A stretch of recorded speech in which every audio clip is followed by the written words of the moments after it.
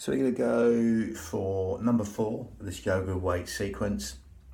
Once I've done all these, we'll be doing the progressions to each one. So going like sort of 4B, 4A, etc., 1A, 1B, progressions, C, etc. to each one. But we're just giving them pretty much the same for these 7.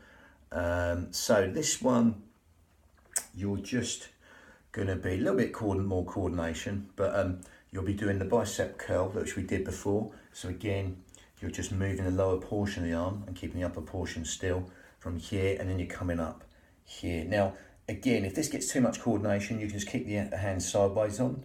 If you can get the coordination, you turn here. To bring the rotor cuffs in, this turning motion, bring these sort of rotor cuffs in a little bit, makes it a little bit more 3D motion.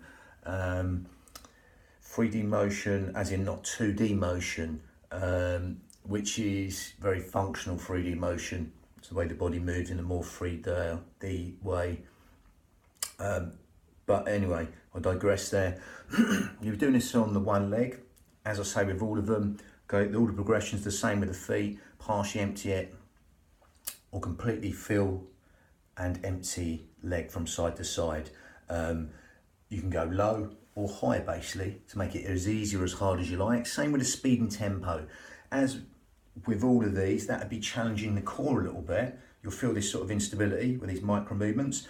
Again, I mean, the reps, just do with quality. If it's really low reps, doesn't matter. If you you've got any problems coming back, car accident or something like that, it could be anything. It's just reminding this muscle memory in the corset to come back, zipping up, scooping out your abdominals, pretty much going for a lightweight, 2 kilos. You'd be lighter than that. You could always make a lightweight hard some way.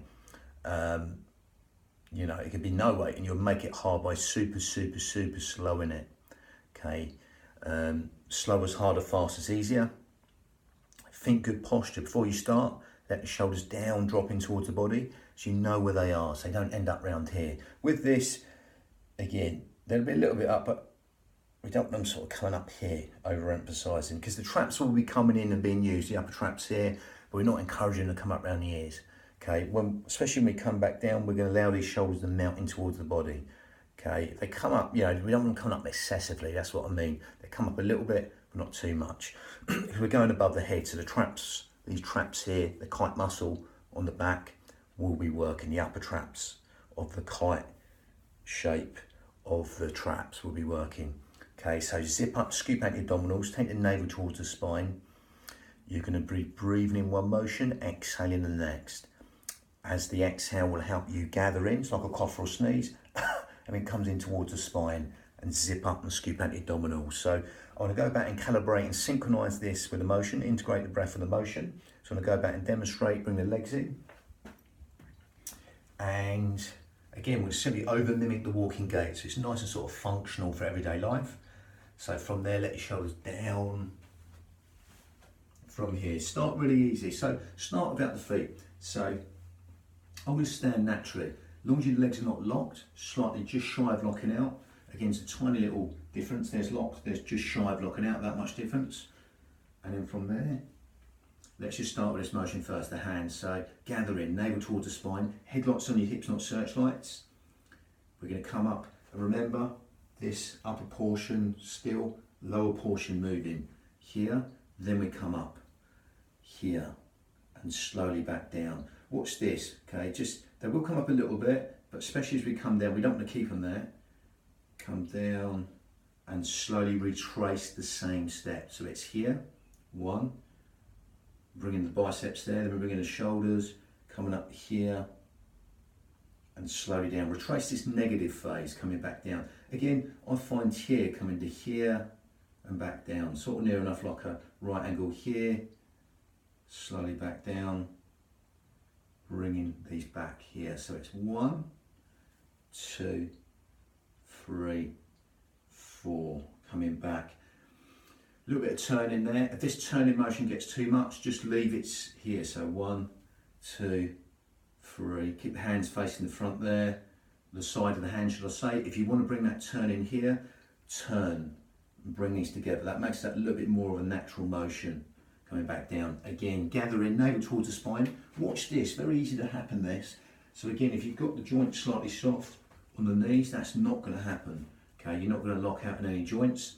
So start really easy, because there's quite a long motion going on this.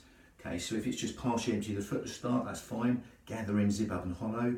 Let them shoulders to melt down. Lengthen up from the crown. 1. You're coming up. 2. Slowly back down here. And back down as the heel drops back down. You go up onto the toe of the other foot. You create a little bit of instability. Headlocks on your hips, not searchlights. Facing the front. Here. Up. If you want that turn in, feel free. Come back down and back down with the heel. Create a little bit of instability. If you want to empty the leg fully, then you come up about 1 millimetre, 1 inch, or a foot, or right the way up. See what suits you. Exploit that range. So again, here, I'm just bringing up a little bit. Gather in, navel towards the spine, really root that leg in, gather in against the instability, and slowly down. Really root that lead leg in, empty one leg, fill up the next. Go again. Here coming up, slowly back down. Again, I'm coming up a little bit higher there. You can be lower than that, okay? Or you can be a little bit faster than this. But again, slower is harder, faster is easier. Higher with the legs, harder, lower is easier. Exploit that range also. If you're coming up here, that's fine. Shoulders over hips, head over shoulders.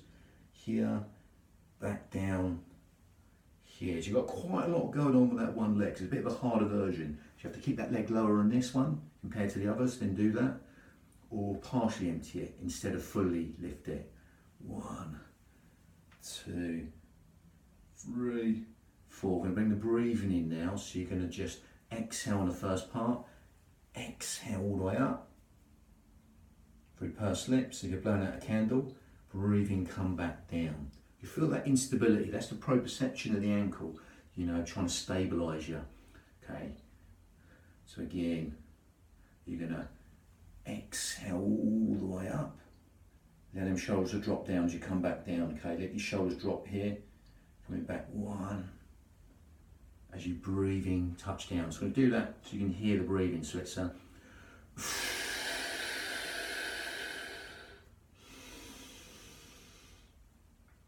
and it's a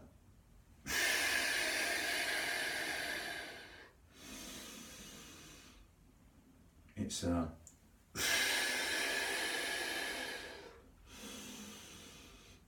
slowly back down. Exploit that speed and tempo. Again, exhaling up, soft joints at the top, soft on the elbows, shoulders down, coming back down. 1, 2. It's really easy as we exhale up to want to just go like this, drop them down. To really control it all the way down. Okay, allow the shoulders to drop, under control on that negative phase. That's the hardest bit. If we can really exploit speed and tempo there, that's the hardest part. Exhale all the way up. Breathing all the way down. Soft cushiony earth. Again, here, again, and back down. Lovely. Let's go a couple more. So I'll just do the breathing so you can hear it. So it's a exhale.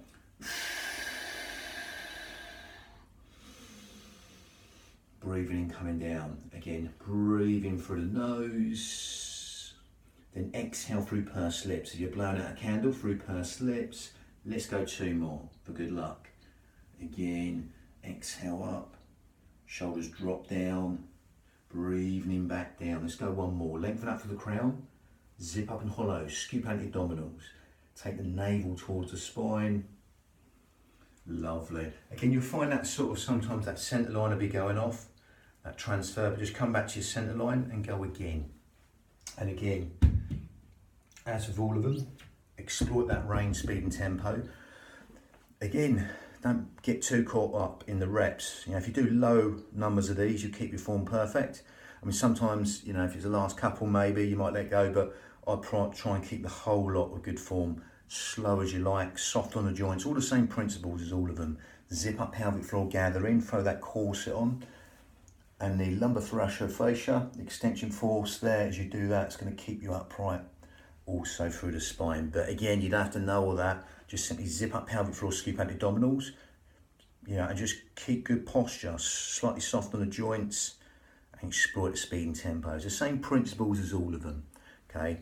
And again, you'll get used to that repetition. If you get the breathing wrong, you know, don't kill yourself about it. If it's the other way around, it wouldn't kill you. I don't care what anyone says. You know, there's a lot of stuff where Pilates you do one way, yoga do another way. So that tells you can do it both ways. You know, there's different principles in each breathing. But again, with a lot of Pilates stuff, you're breathing into the prepare and you're exhaling generally on the effort part, then you're breathing the hold, you're exhaling back. So that's all about speed and tempo. Okay, so we're just keeping the breathing basic like this. So it's just simply calibrating one motion to the breath.